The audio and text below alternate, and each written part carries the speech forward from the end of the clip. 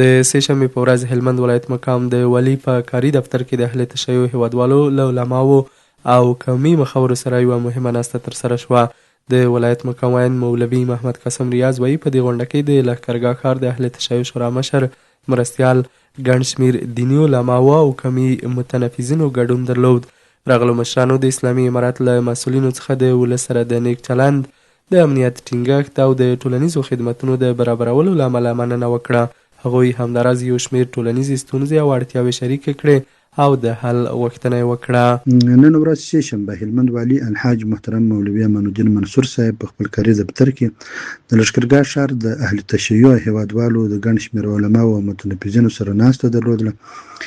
راغلو مشرانو د اسلامي امارت د مسؤلینو څخه د ښه او نیک چلند، ټینګ امنیت، په ټولنیزه برخه کې د سهولتونو برابرولو او یو شمېر نورو موضوعاتو په اړه مننه او قدرداني وکړه او یو شمېر ستونزې هم د حل په موخه شریکې کړې. هلمند والي صاحب راغلو مشرانو ته ښه راغلاست وویل، هغو سره یې مفاهمه وکړه او په اړوند برخو کې د بشپړې همکارۍ ډاډ ورکړ. د هلمند والي په خپلو خبرو کې راغلو میلمنو ته ښه راغلاست ووایه، د هغوی خبرې واورېدې او ټینګار یې وکړ چې د ولس د ستونزو حل د ادارې له مهمو لومړیتوبونو څخه دی. نوموړي د یاد موضوعاتو په اړه د همکارۍ او لازم اقدام ډاډ هم څرګند کړ.